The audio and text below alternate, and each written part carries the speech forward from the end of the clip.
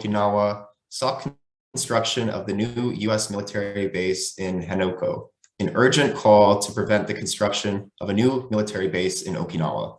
My name is Pat Deppen, and I'm a member of the DSA International Committee, where I have been involved with the ZHAP campaign since last year. If you're unfamiliar, ZHAP stands for the ZENKO Henoko Anti-base Project. So that's ZHAP. It is an anti-war campaign based in Okinawa, fighting against the construction, the Futenma replacement facility. A facility whose construction is underway in a place called Hinoko, on top of a very rich and diverse marine ecosystem in the Aurora Bay, within the boundaries of Nago City. We should question why it is that the smallest and poorest prefecture of Japan, Okinawa, is made to house roughly 3/4 of the estimated 119 US military bases, facilities, and sites in all of Japan, with over 200,000 US troops overseas. Around 50,000 are in Japan. 2/3 of those troops are in Okinawa. There's always been local indigenous resistance to the expansion of the US and Japanese militaries in Okinawa. A recent referendum shows over 72% of residents oppose the construction. The specific movement against this new US base, ZEAP, is made up of a wide coalition of progressive forces in Japan and Okinawa, including ZENKO, Movement for Democratic Socialism, the Communist Party of Japan, labor unions, anti-war activists, and people indigenous to Okinawa who, for over the past decades, have consistently opposed US military presence there. I'd like to give a special shout out before we get into it to the rest of ZENKO and MDS, and Ron, Anlin, Gerard, Bill, Greg, Ahmed, Agnes, and Nick from DSA for all your help. And we're looking forward to getting started. So next slide, please.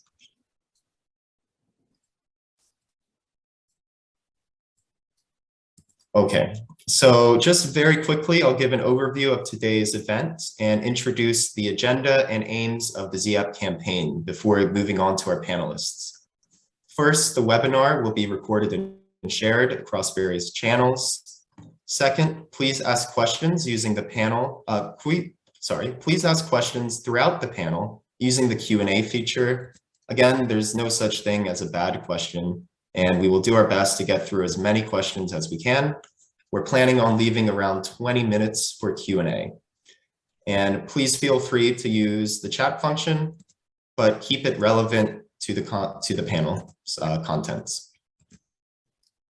Third, we're very thankful for Rachel Clark from Veterans for Peace for joining us today as our translator. She has extensive experience leading delegations of people from the US to Okinawa. We look forward to working more with Veterans for Peace on this in the future. Thanks to Rachel's help, you can choose between English and Japanese languages below. And lastly, please follow up with the International Committee by emailing us as well. Okay, so we'll move on to the agenda. There are 5 different parts on tonight's agenda, and we will do our best to keep everything under an hour and a half. Soon, we'll hear from Okinawa and Japan-based members of the campaign, Fumihiro Mori and Masanori Okuma. Lastly, you'll hear from myself, who will provide a short transition into the Q&A and call to action. We'll get our panelists on here right after I give you a quick introduction to the ZENKO Henoko Anti-base Project for those of you who may be unfamiliar. So next slide, please. Okay, so what is ZEAP? I've already discussed the organizations involved with the campaign, but I'll quickly get into the goals. The aim of this campaign, of course, is to stop the construction of the new military base in Hanoko. This reaffirms DSA's political platform commitment to fighting for the closure of all foreign US military bases and demanding reparations for the human and environmental destruction caused by US toxic military sites. We will continue to stand in solidarity with comrades in Okinawa and Japan fighting against the construction of the new US military base. So without further ado, we are joined by speakers from the ZEAP campaign representing both ZENKO and MDS, as well as the Okinawa drone project. Our first panelist will be Fumihiro Mori, who serves as a secretariat for ZENKO, which means the National Assembly for Peace and Democracy in Japan. He is a member of MDS, the Movement for Democratic Socialism, and of course, the ZEAP campaign. He will be speaking on the militarization of Okinawa and the Japanese self-defense forces overseas. Next slide, please. Our second panelist will be Masanori Okuma, who is a civil engineer, founder of the Okinawa Drone Project, and member of the ZEAP campaign. He will be speaking on the fundamental structural defects of Hanoko and why it is impossible to complete it in the first place. Our panelists have also prepared more information about themselves, so I won't keep you all waiting much longer. Mori-san, please take it away.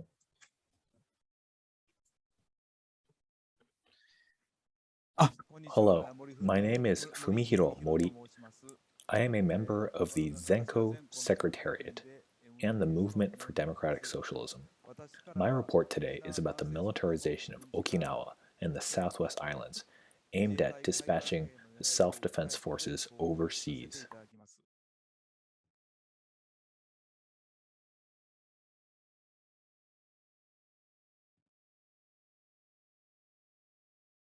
As is shown here, the Constitution of Japan prohibits the possession of the military in any form. However, the Kishida administration and the Liberal Democratic Kome ruling parties and right-wingers are attacking the Ninth Article to revise the Constitution.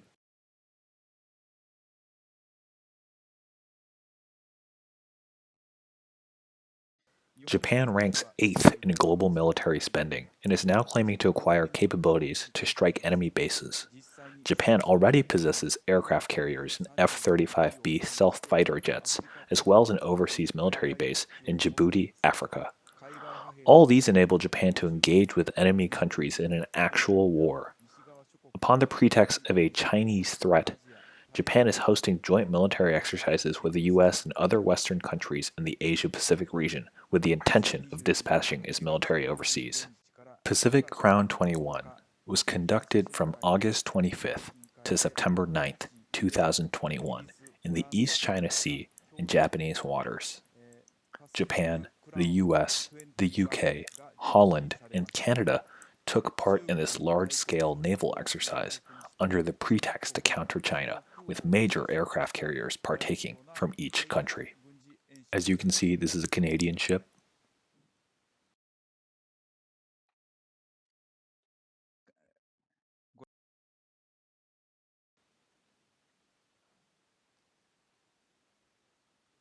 And here you can see the British Queen Elizabeth.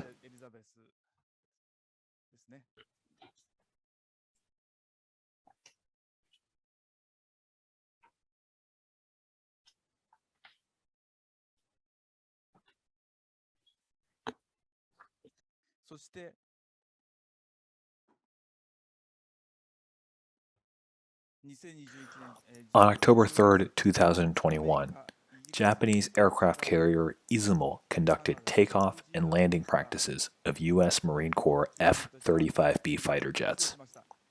The Japanese self-defense forces recently purchased 42 of these F-35B jets and equipped aircraft carriers with them, which drastically enhanced capabilities to attack enemy bases abroad.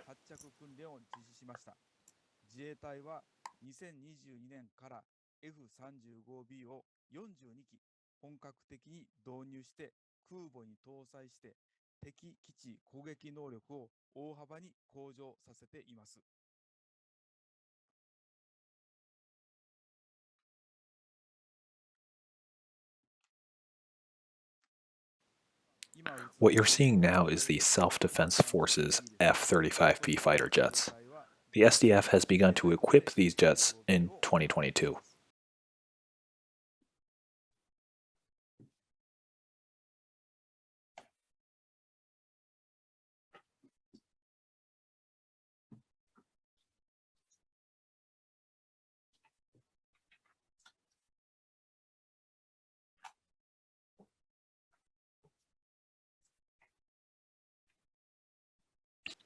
In October 2021, Japan, the US, the UK, Australia, India, New Zealand, Holland, and Canada deployed their aircraft carriers to conduct naval exercises in the areas adjacent to the Philippines and the Indian Ocean.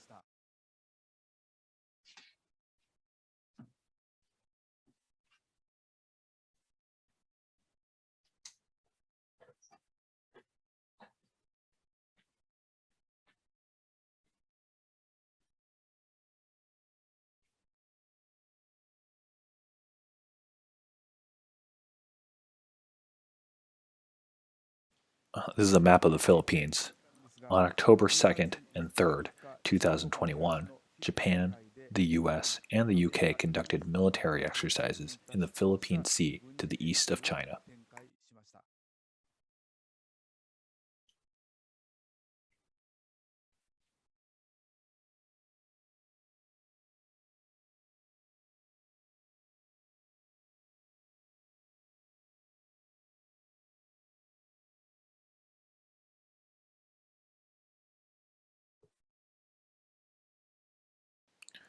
What you're seeing now is an Osprey jet. These jets are set to be equipped along with the new Henoko base in Okinawa.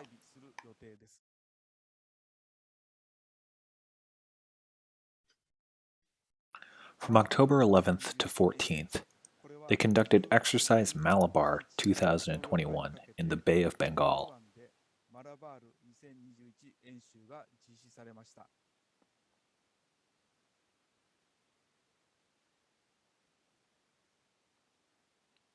What you're seeing is the Indian Ocean. Japanese aircraft carriers were deployed in this joint exercise.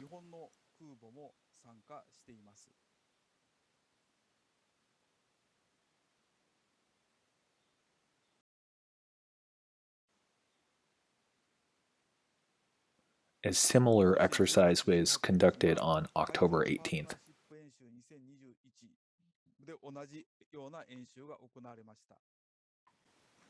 Japan retains its first overseas military base in Djibouti in the northeastern tip of the African continent.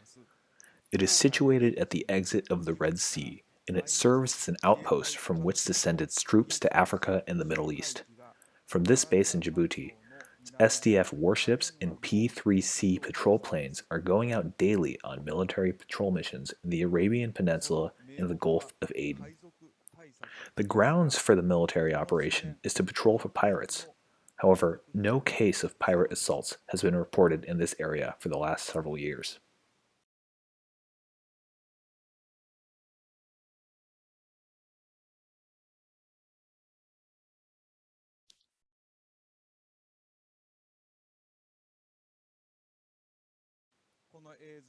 The footage you're seeing is taken from self-defense force advertisements.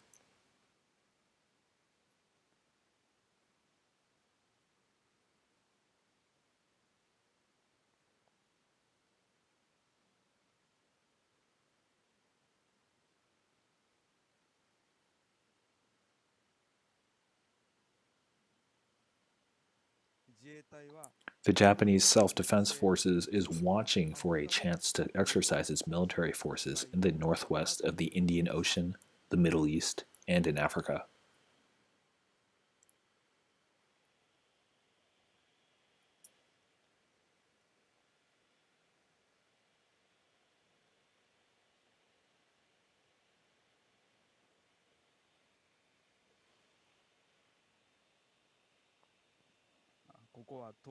What you're seeing isn't in the Tokyo Bay. This is the Gulf of Aden.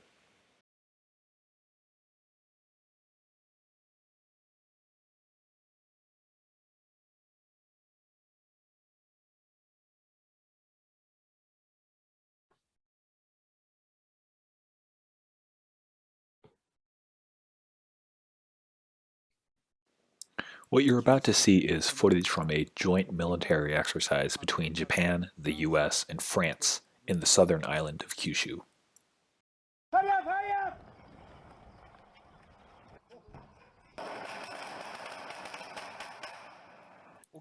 Okinawa and the Southwest Islands form the front line in military confrontation against China.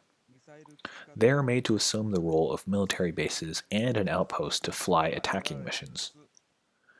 The new military base of Hinoko in Nago City, Okinawa, is positioned as the military center of the frontline perimeter. The aim of the Hanoko base is not only securing the military bastion for the U.S. Marine Corps, but also Japanese Self-Defense Forces has already made it public that it has a plan to jointly use the base with the U.S. Japanese Self-Defense Forces is regarding the new base as its own main outpost from which to send out its attacking missions to China, the Indian and Pacific Oceans, and beyond.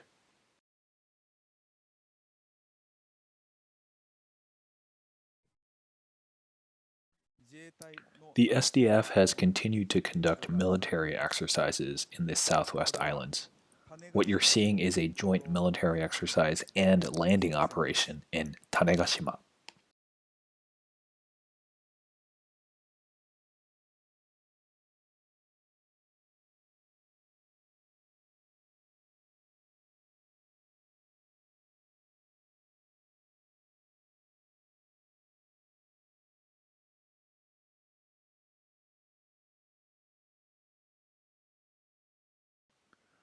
The Self-Defense Forces Amphibious Rapid Deployment Brigade has been conducting joint exercises with the U.S. Marine Corps.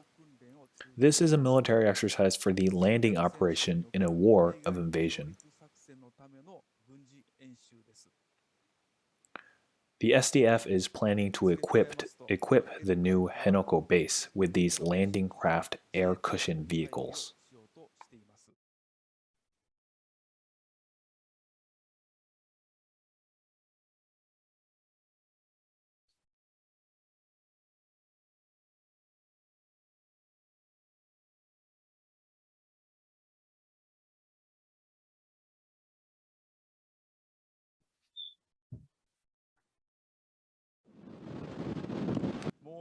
These are AAV-7s, or Assault Amphibious Vehicles. These vehicles can be used on water and on land. The US military used these weapons in its war against Iraq. The SDF plans to equip the Hanoko base with these AAV-7s as well. The SDF conducted a major military exercise in Okinawa. This is a landing operation on the Bay of Nakagusuku.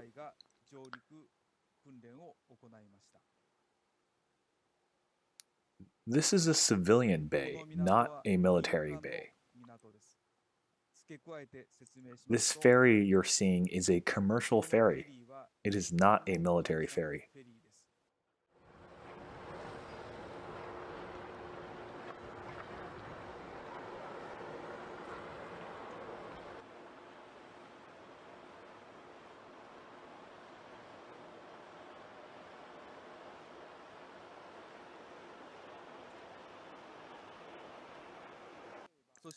Troops departed this bay for the Mount Yae region for military drills. Electronic warfare forces departed this bay to conduct military exercises in the Mount Yae region using public roads.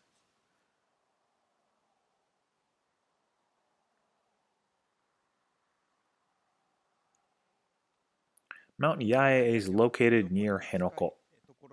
Self-defense force troops deployed to engage in electronic warfare drills were stopped by local resistance. Local residents formed a picket line in front of a famous boulevard lined by cherry trees.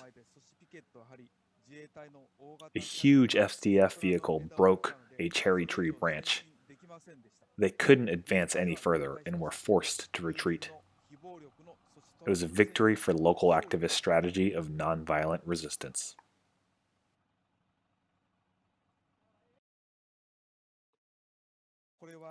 This is Miyako Island.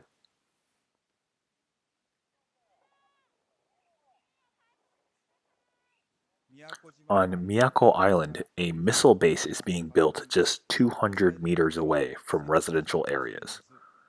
Locals are struggling against construction.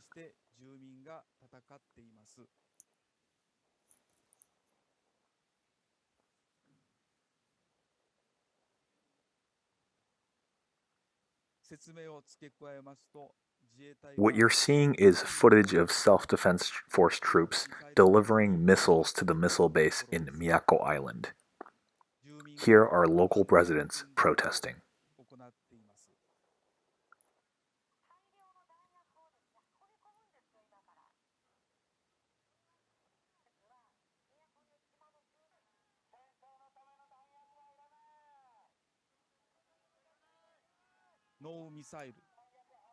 The protesters are saying no to missiles, no to ammunition for warfare.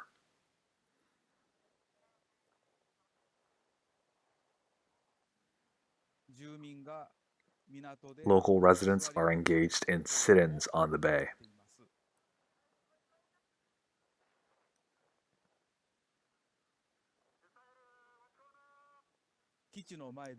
They are conducting sit-ins in front of the base as well.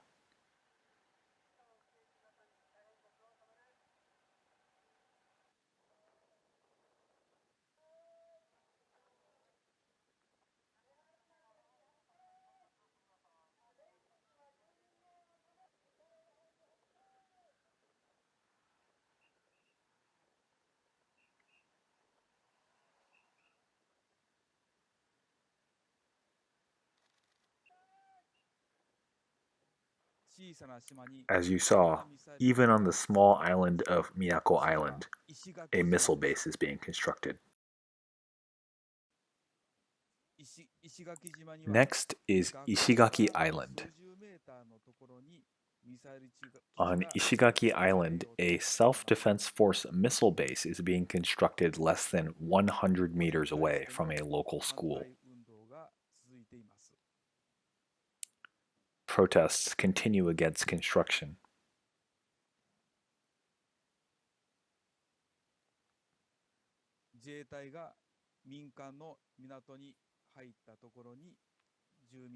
Here, local residents are protesting as SDF ships arrive at a commercial bay.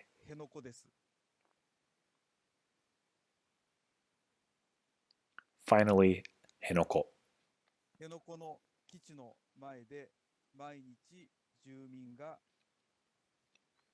Every day, local residents continue to protest in front of the Hinoko base entrance, where landfill is delivered in.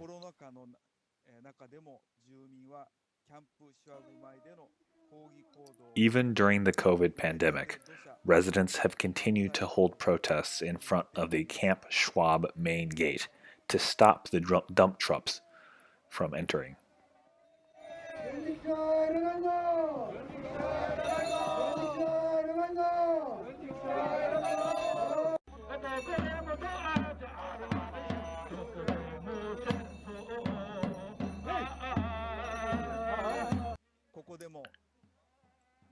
Protesters are conducting sit-ins to prevent dump trucks from delivering landfill into the base site.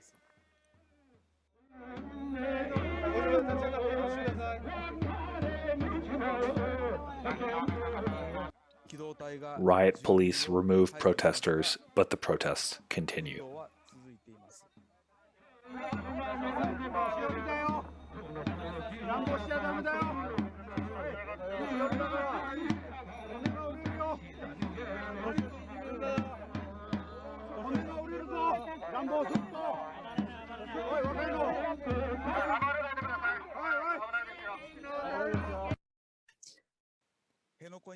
Awa is one of the regions from which landfill is being delivered to Hinoko.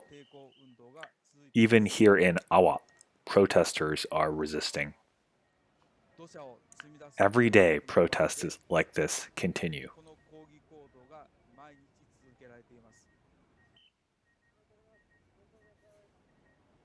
Minute by minute, one truck at a time, protesters are delaying landfill from being delivered to the base site.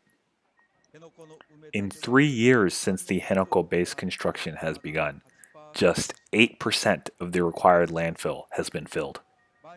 Every day, protesters have continued to resist.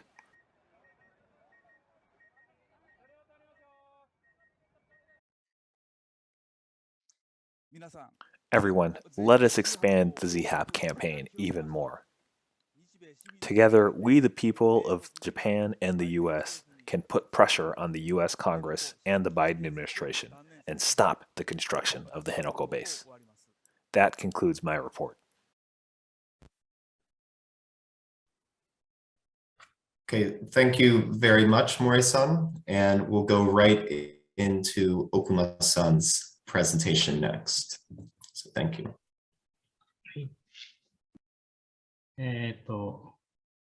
では画面共有します。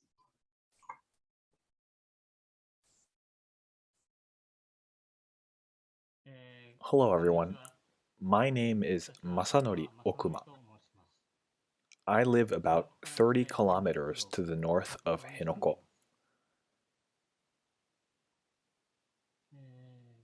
I've been engaged in the anti-base movement as a civil engineer.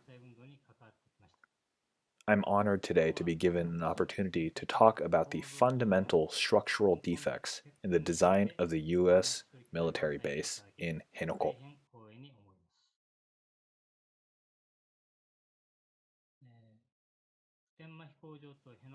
First, I'll go over the geography of Futenma Airbase and Hinoko. Currently, we're working to stop the construction of the new U.S. military base in Hinoko. Hinoko was chosen more than a quarter of a century ago as the relocation site for the U.S. Marine Corps Air Station, MCAS, Futenma, which is said to be the most dangerous base in the world. Futenma Air Base is here.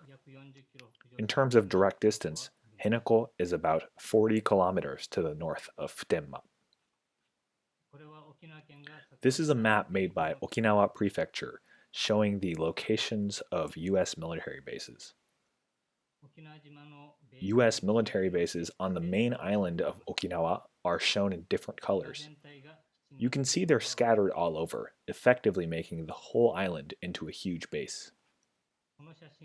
This is an aerial photo of Hinoko taken by Iha-san from aboard a plane in 2016.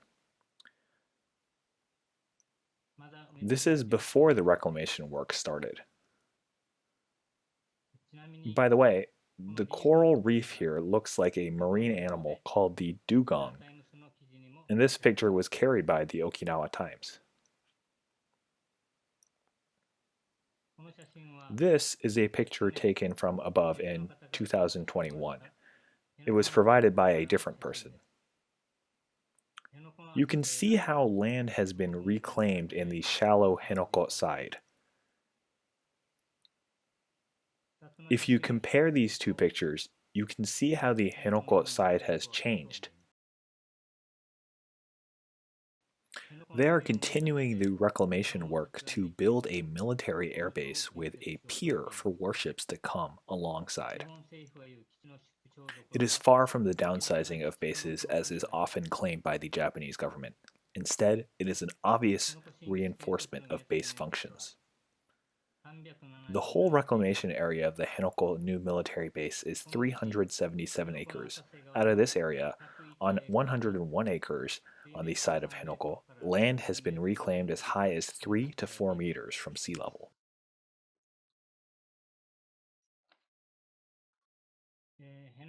I will now speak on the transfiguration of Hinoko and its major problems.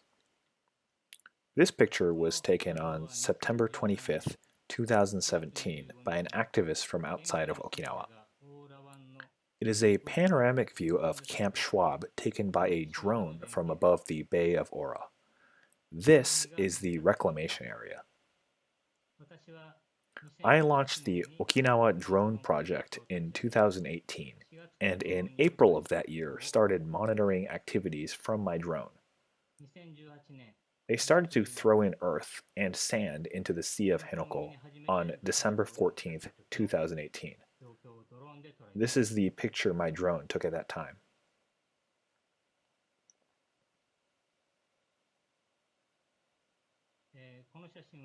This is a photo I took on May 3rd, 2019.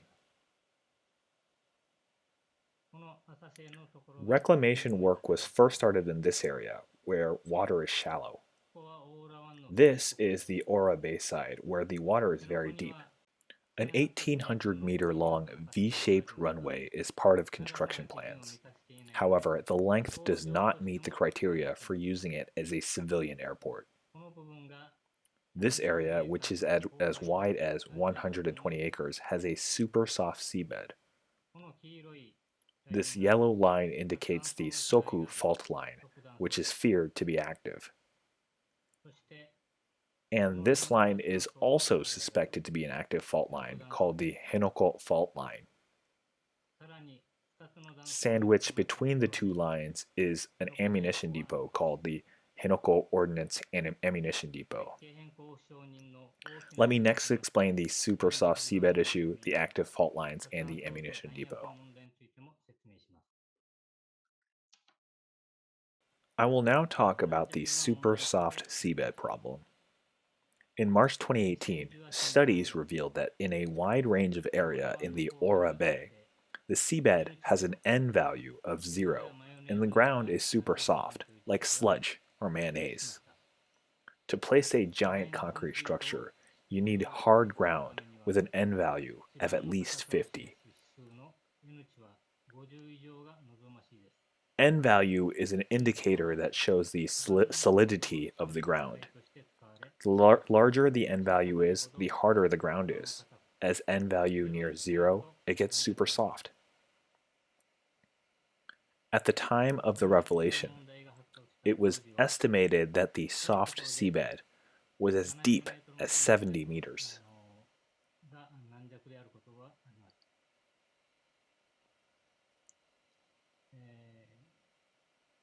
In May 2018, a company that exclusively undertakes seabed improvement work renovated their ships to be able to reach seabed that is 70 meters deep. It seemed like a move to accommodate the Hanoko reclamation project. To improve the soft seabed in the Bay of Ora, a special technology is used called the sand compaction pile method. Under the method, sand piles are driven into the soft seabed to inject compressed sand into the sludge to harden the sea ground. In order to improve seabed that ranges as wide as 120 acres, over 70,000 piles must be driven into the ground. This is an image of the barge used in the method. One ship can only drive 3 piles in at a time.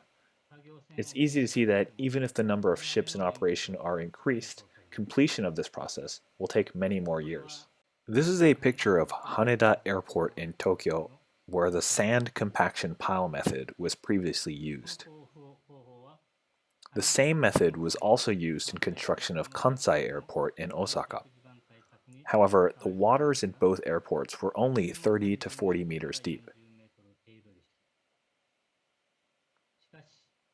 In 2020, it was discovered that the tip of the embankment in Hinoko, which is crucial for the structure of the new base, is actually super soft sea ground that reaches 90 meters in depth. Ground improvement operations of seabed this deep have never been completed anywhere in the world, and no ships exist that can operate this deep. I will now speak on the problems with stability in the embankment. In designing the caisson embankment, the most important structure in the reclamation work in Ora Bay, the Okinawa Defense Bureau, ODB, conducted stability calculations to see if the embankments are stable enough not to collapse after the ground improvement work. This chart is a cross-section of an embankment drawn in the ODB's report. The red areas are supposed to have been improved by the operation. They claim that these areas will be hard and stable. However, if you look at the bottom half of the light blue layer, this is still soft and has not been improved. So the structure remains as if floating in the air. ODB's examination committee is said to have examined the stability of embankments. They concluded that there is no problem of stability both during the improvement work and after the work is completed. However, the Okinawa Hinoko investigation team, an important technical advisor to Okinawa Prefecture, also analyzed embankment stability under the same conditions. The team has shown that theoretically, all the embankments, even after improvement work, will collapse even in the case of a weak earthquake, registering 1 to 3 on the Japanese seismic scale. That means all the light blue areas of the Quezon embankments will collapse. I will now speak on the issue of earthquake-resistant design. This is a map of the locations and seismic intensity levels of every earthquake that occurred in and around Okinawa between 2007 and 2010. When constructing a port and harbor facility, a port and harbor criteria must be followed. This requires an analysis of data of at least 3 earthquakes. However, the Okinawa Defense Bureau sampled only 2 earthquakes. On top of that, the 2 earthquakes ODB sampled occurred in the East China Sea on the opposite side of Hinoko. Both were magnitude 5 class earthquakes. In the Pacific Ocean near Hinoko, a magnitude 7.2 earthquake occurred as recently as 2010. ODB designed the base without sampling that earthquake. This alone should disqualify the construction plans. ODB did not sample the magnitude 7.2 earthquake because they knew that if they had sampled it, they would have to admit that the embankment would collapse.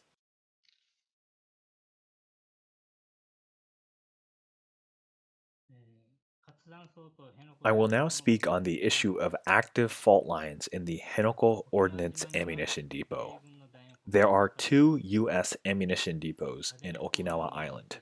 One is Kadena Ordnance Ammunition Depot, which is adjacent to Kadena Airbase, and the other is Hinoko Ordnance Ammunition Depot in Camp Schwab. The Hinoko Ammunition Depot is situated in between 2 fault lines. In 2017, Japanese state media reported the shocking news that the U.S. had previously brought in at least 1,300 nuclear warheads into Japan. According to the report, records exist that nuclear warheads were brought into Japan, but there are no records of the U.S. removing those warheads. So it is highly likely that the nuclear weapons continue to be stored in these ammunition depots. Dr. Tateishi, professor emeritus at Niigata University, is afraid that if fault lines should move, the nuclear warheads stored in these depots might be compromised, causing catastrophic damage in the area.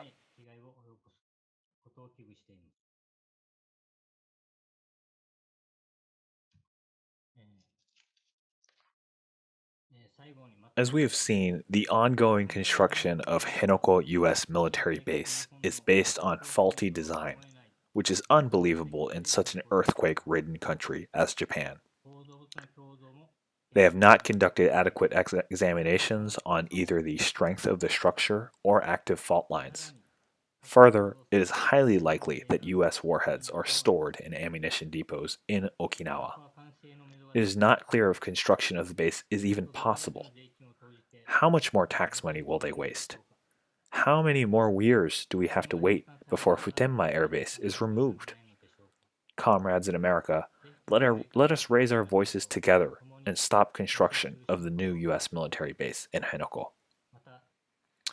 Finally, when Russia invaded Ukraine, the first targets of attack were military bases. Japan and the U.S. are trying to turn every island in the Southwest Islands into military fortresses. In the event of military emergencies, our islands will surely be victimized. Let us together stop the militarization of the Southwest Islands. Thank you very much.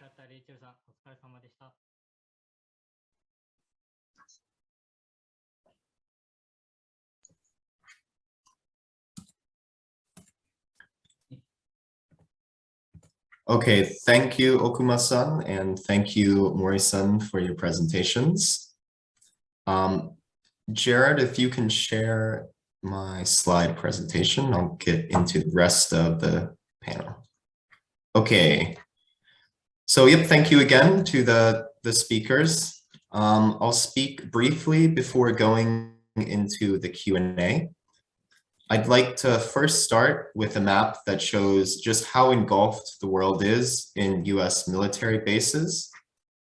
This is from World Beyond War, and it shows an estimated 750 military bases across 80 countries and colonies. The blue represents places that are free from a formal US military presence. Of course, across Eurasia is where you have countries with a lot of land, like China, India, and Russia, where there aren't any US military bases. That's why you see the area is largely blue. In the US, there are bases too, of course, but this map is just depicting bases overseas. The light yellow indicates where there are less than 10 bases present. Orange is 10 to 100 bases present, and red is more than 100 bases present. You'll see, with the exception of the large blue area across Eurasia, US military bases dominate nearly every region and continent. The exact number of bases tends not to matter so much as the extent of the US military's presence.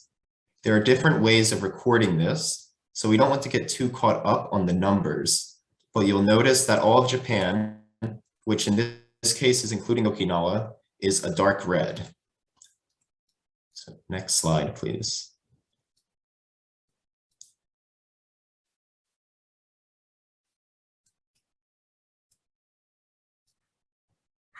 Oh, can I get the next slide, please? Thank you. Okay. If we zoom in on Okinawa, this is very similar to Okuma-san's map that he showed. You see a huge concentration of US military bases. It's estimated that there are 119 various bases, sites, and facilities across Japan. However, roughly 3/4 of these are concentrated in Okinawa. With over 200,000 US troops overseas, around 50,000 are in Japan. 2/3 of those troops are in Okinawa, one of the smallest and poorest prefectures in Japan, with the majority of those troops being Marines. We could spend forever talking about the social, political, environmental, and economic costs of these bases, which are immense. But at this point in time, it should always be clear that the presence of even a single US military base in another country must be resisted. Okay, so all said, there are about 750 US military bases in 80 countries and colonies. The number is closer to 800 if you include those that the US funds for other militaries and are being constructed or expanded as we speak. The US aggression toward China puts Okinawa at the center of a larger international struggle to rid the world of US imperialism. You could find an anti-imperialist struggle in a majority of these countries and colonies which have US military bases in them. Much like US political and military elites care very little about the presence of military bases in US colonies like Puerto Rico, Guam, American Samoa, you can also include Hawaii, and the impact that these bases have on the people and the land, so too do they care very little about the people of Okinawa and their land, where a colonial relationship is maintained with both the US and Japan. Next slide, please. Okay, so war is business as usual for the US. Imperialist wars have never been good for indigenous, colonized, poor, and working class people. That's just as true for people in the US as it is for people everywhere else. Since war in the US is largely a spectator sport that happens elsewhere, it is generally easy for the ruling class, and I mean both Democrats and Republicans, to blame the lack of social and material infrastructure for poor and working class people in the US on laziness, inflation, debt, or immigrants. Biden is set to propose a Pentagon budget for next year that may be pushing $800 billion. Democrats and Republicans will be committed to war as long as it remains this profitable for themselves and the hugely influential military-industrial complex. It should be noted that 47 members of US Congress own up to $6.7 million worth of defense contractor stocks. And if you look at the graph on the right, it's showing just what the poster on the left is saying. So war, who is it good for? Well, it's good for these top 5 major defense contractors. And of course, their CEOs. So for Raytheon, Lockheed Martin, Northrop Grumman, Huntington, and General Dynamics, Ukraine has been an excellent business venture. Let's not forget that Raytheon's CEO recently told investors this month that US escalations in Ukraine and Russia are good for business. So where does all of this lead us? Or sorry, where does all of this lead those of us in the heart of this empire? Next slide, please. Okay, with that said, we have 3 goals for further developing and expanding DSA's involvement in the ZHAP campaign. In the short term, we hope to form a shared understanding of what's happening in Hinoko, Okinawa, and to connect it to the struggles of indigenous, colonized, poor, and working class people in the US and beyond. In the near future, we want to continue growing DSA's participation in the ZEAP campaign. We see this being accomplished by bringing new and more people into our international solidarity work, hopefully building for larger coordinated actions later in the spring of this year. Lastly, our long-term goal is that we hope this panel will continue to be a part of the long-term commitment to internationalism and anti-imperialism that the International Committee is fostering within and outside of DSA. Okay, thank you very much. And we'll now enter the Q&A section of the panel. Okay, so thank you for those who submitted their questions. Whether your questions are in Japanese or English, we will be able to direct them to the speakers, thanks to Rachel's help as translator and Agnes and Nick working behind the scenes right now. We'll try to get to every question, but we're hoping not to spend more than 20 minutes here. Okay, so I will read the first question. Okay.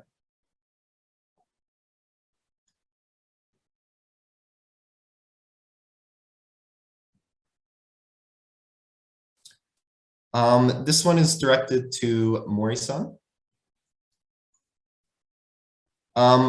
This question is concerned with the demilitarization of Okinawa and the surface-to-air missiles that are currently there. The question is, are these missiles and weapons that are currently in Okinawa not necessary for the defense of Japan? It sounds like the question is about the necessity of so-called surface-to-air missiles, which are missiles that are launched from the ground that target aircrafts flying in the sky. This is the question, correct?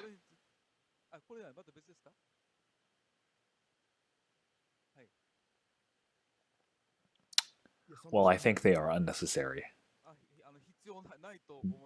These missiles are positioned as a part of Japanese weaponry to invade or go to war with foreign countries. The purpose of these missiles is to defeat enemies in war.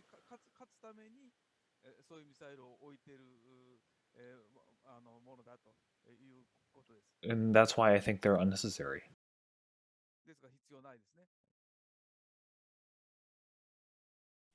Thank you very much, Mori-san. And just a reminder that we speak slow, so Rachel has plenty of time to translate for us. Thank you. Okay. I'll go into the next question. This can be for Okuma-san and Mori-san. So the question was, what can people in the US struggling against US military bases learn from people struggling against them in Okinawa?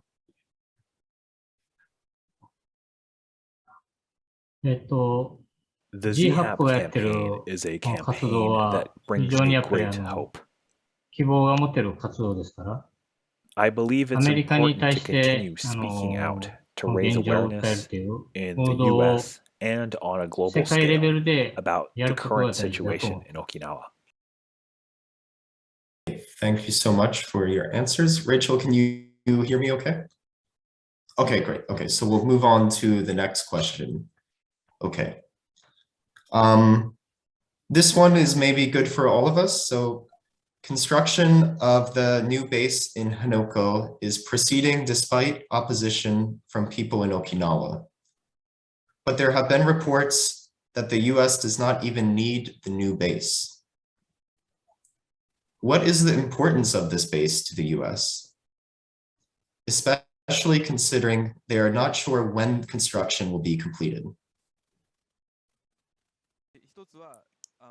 First, like Okuma-san said, in order to stop construction of the base in Hinoko, we need to tell people of just how terrible this base is, that it's not even possible for construction to be completed.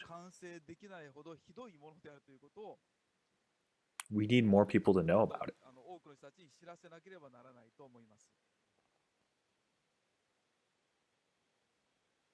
The reason construction is being forced through is because both the US military and the Japanese self-defense forces want to use this base. They are forcing through construction. That's why it's important for the people of the US and Japan to join hands to speak out on just how terrible this base is and just how dangerous it is. I think it's especially important to apply pressure on the governments of Japan and the US and say, stop construction of the Hanoko base.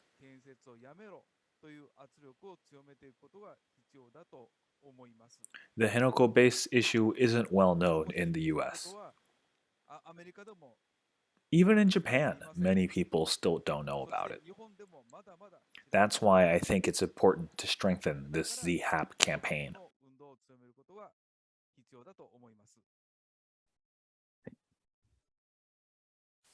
Okay, so then we'll move into the next question. This one I think is directed to me. So the question is, what is the US military's industrial complex involvement in the current war in Ukraine? How are they profiting from the war? So I think that this generally goes or can be applied to all wars that the US is involved in either directly or indirectly. When we hear talks about increasing the weapons, the equipment, fighter jets available to the Ukrainian military, a majority of these are made by defense manufacturers headquartered in the US. So not only Ukraine, but if you look at Afghanistan, Iraq, these wars have been tremendously profitable to the people who work for these companies. And not only that, but very profitable to their shareholders. And, unfortunately, some of those shareholders happen to be members of Congress as well. I didn't know if Mori-san or Okuma-san, you wanted to speak on that question. Maybe how it applies in Okinawa, if you have any information on the profits that are made by multinational companies.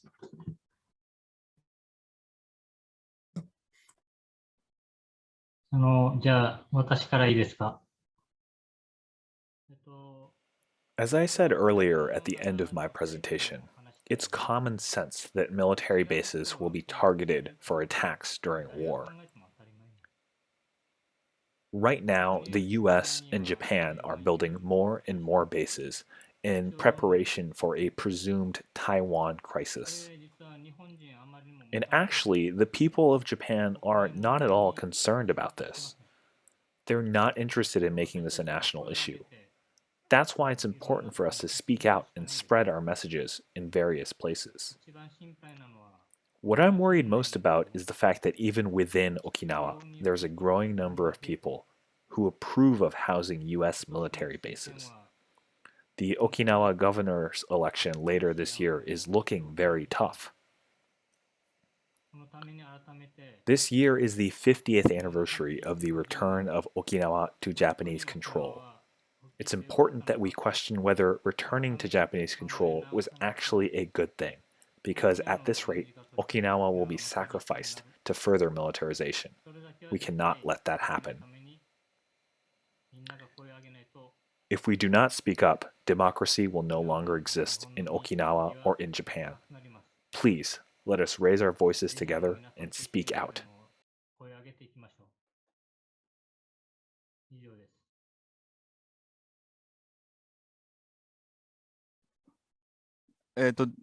私の方からも発言してよろしいですか？ Let me speak on the military-industrial complex. You saw Japan's aircraft carriers earlier. Hitachi and Mitsubishi are examples of some of the corporations that produce Japanese aircraft carriers. Or take F-35s. These are also built by Hitachi. Hitachi is a very famous corporation. They produce about 100 F-35As.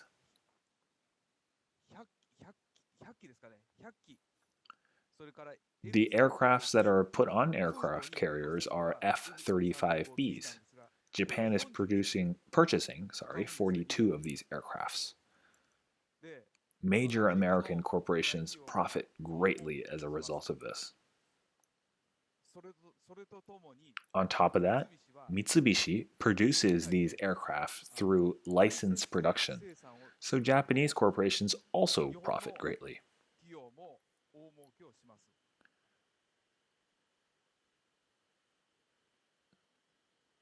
The construction cost of the new military base in Hinoko is 2.3 trillion Japanese yen. When you put that in dollars, I think it's about $20 billion. They are constructing the base so that the military-industrial complex can profit off of it. It's important that the people of Japan and the US speak out together on this issue as well.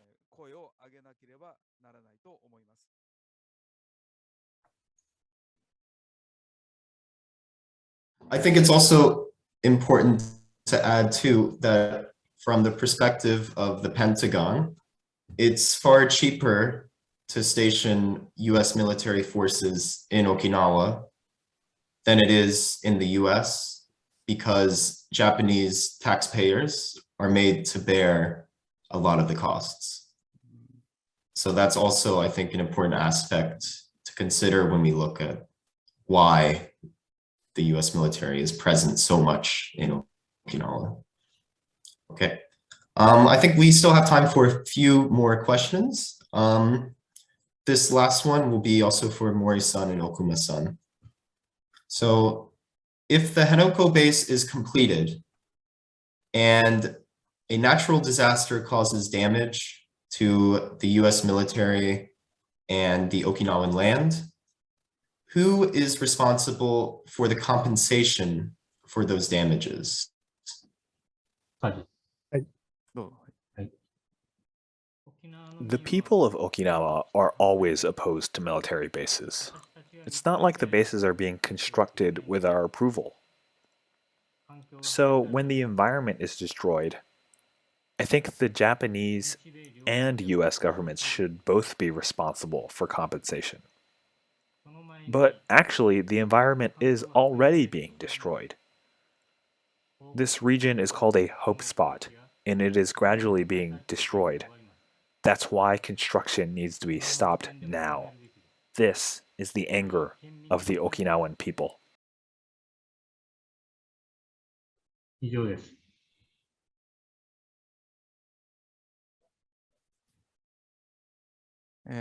私の意見です。 In terms of destruction caused by military bases, no politicians are willing to take any responsibility. And the reality is the people of Okinawa are made to pay the cost.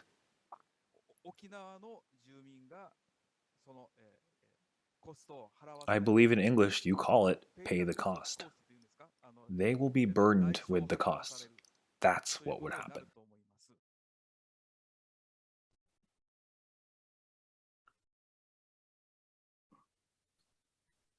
Yeah, and I think that it's also worth mentioning that there's a historical trend that the US military tries to avoid the costs of any kind of cleanup or any form of reparations to people who have been impacted by their base's presence. And especially, I think that's especially true in Okinawa.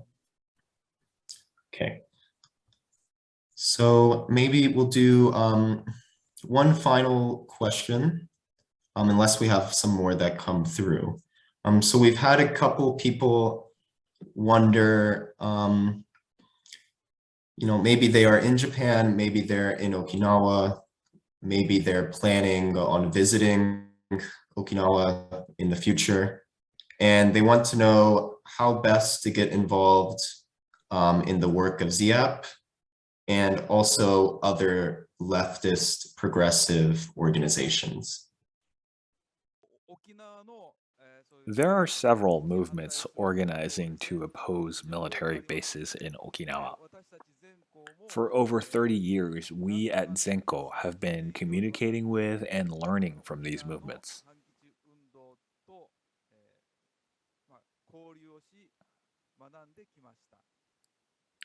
So, we at ZENKO are not trying to represent the entirety of the movement. We started the ZHAP campaign within this context, and many organizers and activists have supported our campaign so far.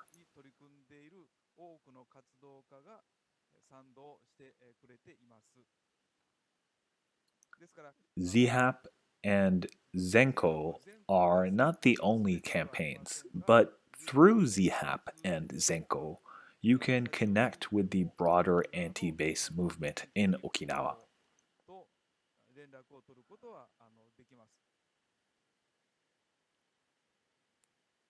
We are not representative of everyone, but in this way you might be able to get further involved.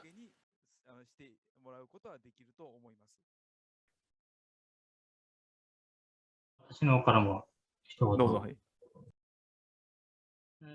ZENKO is planning on hosting a speaker series across Japan in May.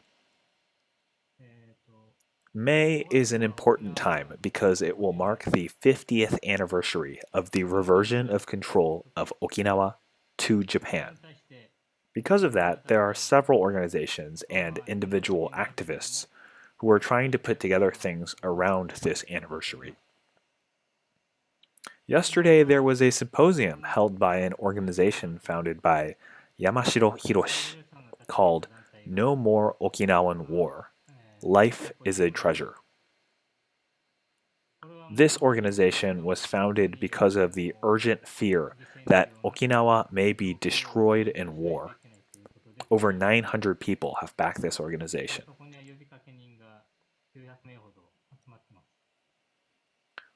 But we cannot fight against the authorities on our own. We need the people of Japan to understand that this threat we face is also theirs. I want everyone to understand that war may break out in the future.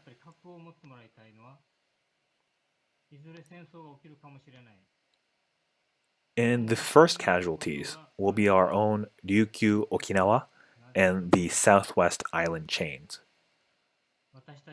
We Okinawans are also technically Japanese citizens. Unless we change people's subjectivities both abroad and within Japan, we do not have hope for the future.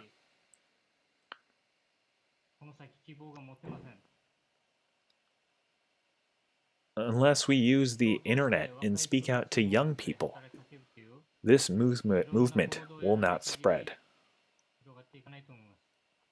And that's why we want to borrow DSA's power. We want to borrow the power of other American organizations, and we want to change public opinion. That's how we feel, and that's why we're working so hard. So please, join us in acting together. And then before we move on, maybe to, I think we still have time for two more questions. But Okuma-san, can you repeat the name of that organization that you said? There was a question. Could you repeat the name? Who hosted the event? I think we have it in the chat. No More Okinawa, Nochidu Takara. No More Okinawa Sen. Thank you. And we also have that in the chat too. No, Sen. So, okay, great.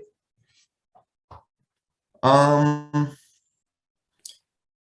other question we have is, there have been reports that mainland Japanese political parties or people running for office in Okinawa have been able to capitalize on the feeling of helplessness that many people feel.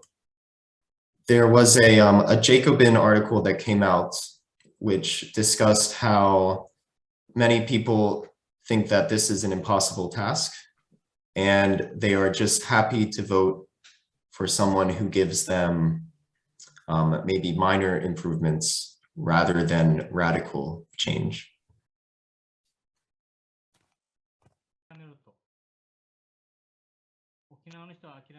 It's unacceptable. The people of Okinawa will not give up. No way. If Okinawa gives up, there will no longer be democracy in Japan. That's why no matter what happens, no matter what anyone says, we won't give up. In 2019, Motoyama Jinshiro launched a prefecture-wide referendum campaign. The ballot question was posed not as a political question, but as a yes or no on whether Henoko's ocean should be filled with landfill. When posed as this simple question, it made young people voice their opinions. It's the power of those young people that was behind Governor Denny's election. Young people are waging their own campaigns in their own ways. So politicians that talk about giving up need to step down. I truly agree with Okuma-san's opinion.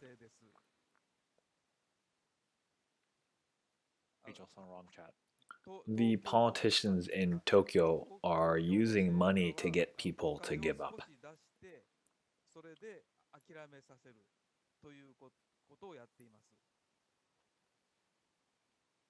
But as you saw in some of the footage today,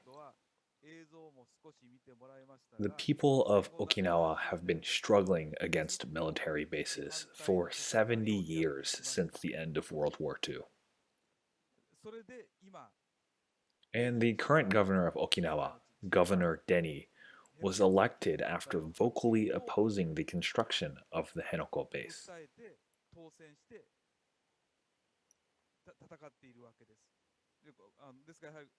And that's why I think it's important to expand this struggle even more. I think with that, we will probably go into the next part. Very quickly, we'll go over some resources that are available for people who want to get involved more. Okay. 1 second. Okay, so with the help of ZENKO and MDS, we have compiled various resources for DSA members and anyone. As we expand the campaign, we hope to develop more accessible and informative resources that can go to local DSA chapters to spread the message that the military base in Hanoko must be stopped. The first resource is you can follow ZENKO. They're one of the main drivers behind the campaign. You can also find resources that we have compiled on the International Committee's website. That's the second link. And thank you, Gerard and Nick, for your work putting those up there. Of course, if anyone is in the US, an easy way to get involved is by joining DSA or joining the International Committee. You can do that through those links there. And then please, please, please endorse the ZHAP campaign, which is this next item listed. You can find the petition through the link, and we're looking for ways to keep spreading this campaign in the US as well and getting more signatures from our side. And then also there's resources for contacting your local congressional members here. And this is courtesy of journalist and activist John Reich. So thank you, John, for putting this together as well.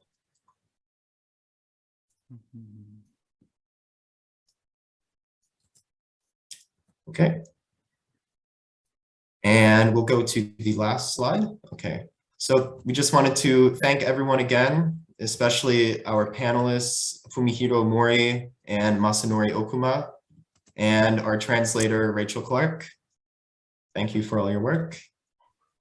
We are very excited to be expanding DSA's involvement with the closure of the Futenma replacement facility, but it is very urgent that we keep pursuing this work, especially now. And we hope to expand DSA's involvement with the larger international anti-base movement, and of course, the people's continued struggle in Okinawa. So before we close out, we usually let our panelists make any final remarks. So Mori-san or Okuma-san, you don't have to, but if you would like to say something, the floor is yours to close us out. では森からでいいですか？森が発言していいですか？はい。はい。じゃあToday was the first time we did something like this. Thank you very much. Please, let's spread the ZHAP campaign together. はい、以上です。じゃあ私から。My relationship with ZENKO began in 2019. And I believe ZENKO's relationship with DSA also began in 2019. This ZHAP campaign was launched by someone named Nishioka-san last year.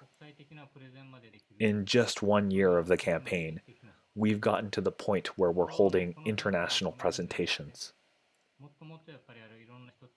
But this is just another step for the campaign. And we can spread it to even more people if we expand our global network. I want all of us to aggressively and continuously spread this ZHAP campaign. So please, I ask for your help going forward as well.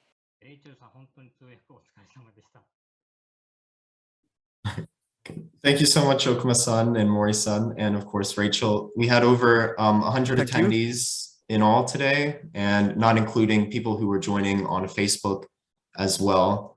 While I think we're still in the early stages of making headway in DSA, we have many members who are excited about the campaign and who are looking forward to expanding and working with everyone on the ZEAP campaign. And I guess with that, I'll close this out. So thank you everyone for joining. If you're joining from the US, thank you for taking time out of your Friday evening. We really appreciate your help and support. And let's resist the construction of the new Hanoko military base together. Thank you very much. Thank you, everyone. Bye. Goodbye. Thank you very much.